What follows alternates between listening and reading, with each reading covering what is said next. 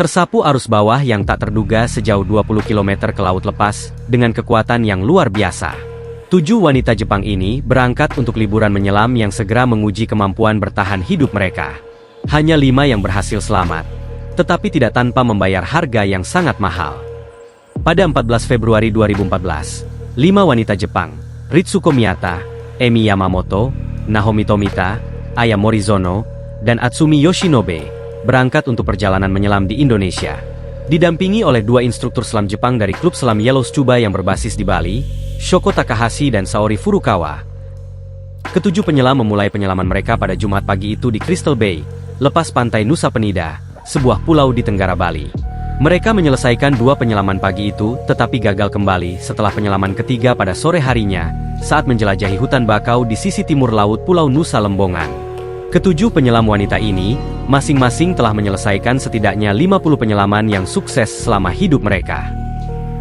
Terlepas dari keterampilan dan pengetahuan mereka tidak siap menghadapi apa yang telah disiapkan alam untuk mereka hari itu. Meskipun daerah tersebut menarik banyak penyelam dengan kehidupan lautnya yang kaya, air yang jernih, dan terumbu karang.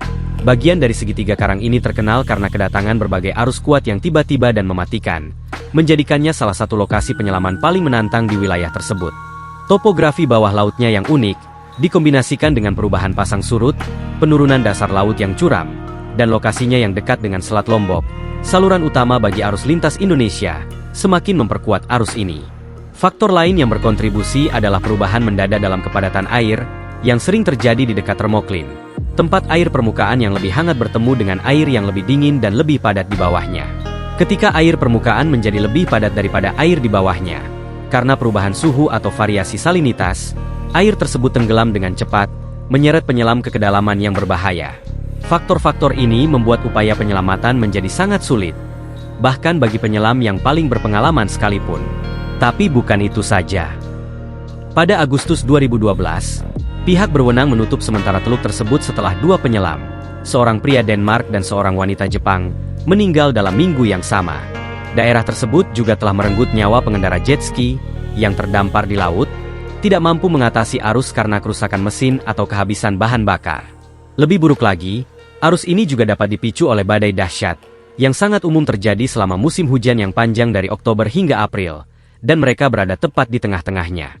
Terlepas dari sejarah dan bahaya daerah tersebut, kelima penyelam Jepang dan instruktur lokal mereka menyewa seorang kapten kapal untuk membawa mereka ke berbagai lokasi penyelaman dan mengikuti mereka sepanjang hari. Namun, pilihan kapten mereka segera berujung pada konsekuensi yang mengerikan. Ketujuh penyelam berenang melintasi teluk sementara kapten mengikuti mereka. Cuaca tenang saat mereka berangkat, tetapi itu tidak berlangsung lama.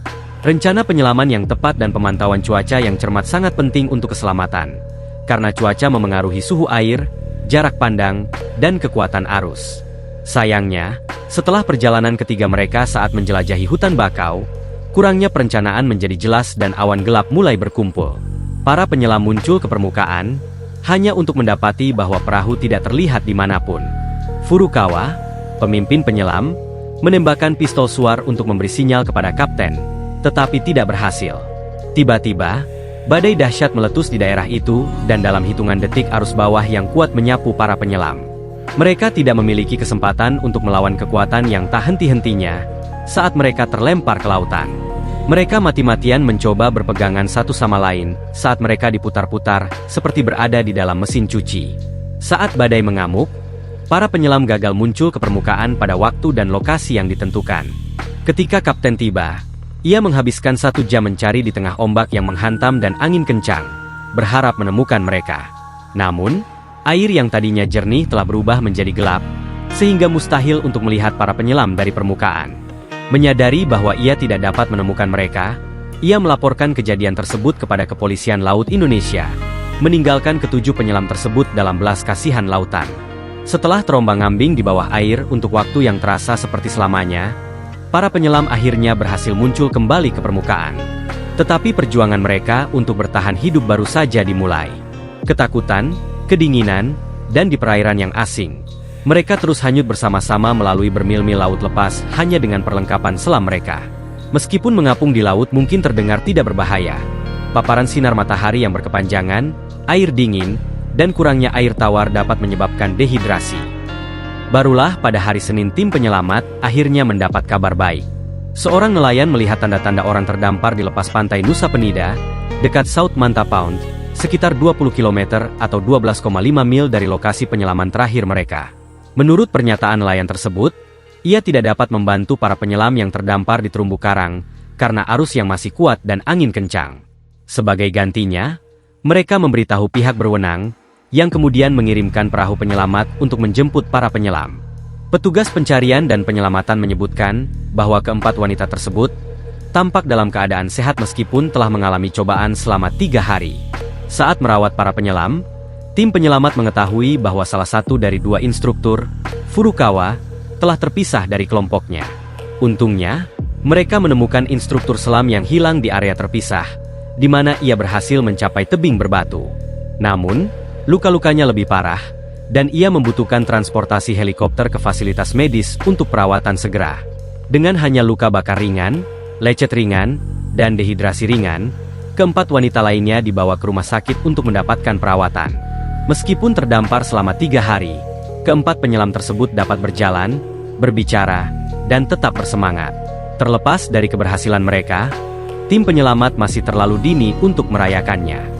Shoko Takahashi dan Ritsuko Miyata masih berada di suatu tempat di luar sana. Pihak berwenang mewawancarai kapten kapal saat mereka mencari petunjuk lebih lanjut untuk menemukan 2 penyelam terakhir yang hilang. Namun, setelah mendengar keterangan kapten, Didi Hamzar dari tim pencarian dan penyelamatan Bali mempertanyakan pernyataan tersebut, mengatakan ada sesuatu yang tidak sesuai. Hamzar mengatakan kepada wartawan bahwa skenario yang paling mungkin melibatkan kapten kapal meninggalkan daerah tersebut untuk mengisi bahan bakar sebelum menuju ke titik pertemuan yang telah disepakati. Para penyelam yang selamat menceritakan pengalaman mereka, memberitahu petugas polisi bahwa kapten kapal telah meninggalkan mereka terdampar ketika mereka muncul ke permukaan setelah perjalanan menyelam terakhir mereka. Setelah mendengar ini, polisi menangkap kapten kapal dengan alasan kelalaiannya menyebabkan kematian 1, mungkin 2 penyelam.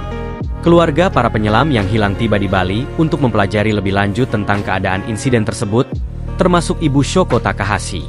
Ia menggambarkan putrinya sebagai sosok yang aktif, dapat diandalkan, dan tidak mungkin melakukan sesuatu yang akan membahayakan dirinya.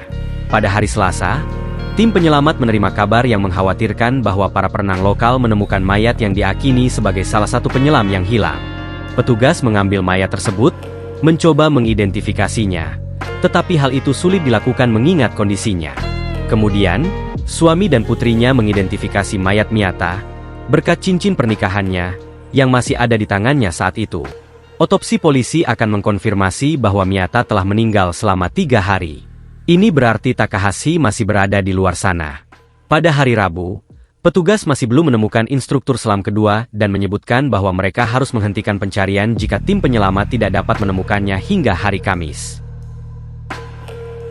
Baru pada tanggal 17 Maret berita tentang penemuan jenazah lainnya terungkap. Pada hari itu, seorang nelayan setempat di Malang, Provinsi Jawa Timur, menemukan mayat tanpa kepala dengan tangan dan kaki yang hilang. Meskipun pemandangannya mengerikan, nelayan itu menduga mayat tersebut mungkin milik Takahashi, penyelam terakhir yang hilang. Jika memang itu Takahashi, jenazahnya akan hanyut sekitar 125 mil, atau 200 km, dari lokasi penyelaman terakhirnya yang diketahui. Kepala forensik di rumah sakit setempat menyatakan bahwa mengidentifikasi dan mengkonfirmasi bahwa mereka telah menemukannya akan sulit tanpa catatan gigi. Kondisi tubuh yang sangat rusak berarti DNA adalah metode yang paling andal untuk mengkonfirmasi identitasnya. Para pejabat menerbangkan jenazah tersebut ke rumah sakit di Bali, di mana suami Takahashi mengidentifikasi jenazahnya berdasarkan pakaian di dalam pakaian selam. Dengan ditemukannya Takahashi, para penyelam dan keluarga mereka akhirnya dapat menutup babak mengerikan dalam hidup mereka ini.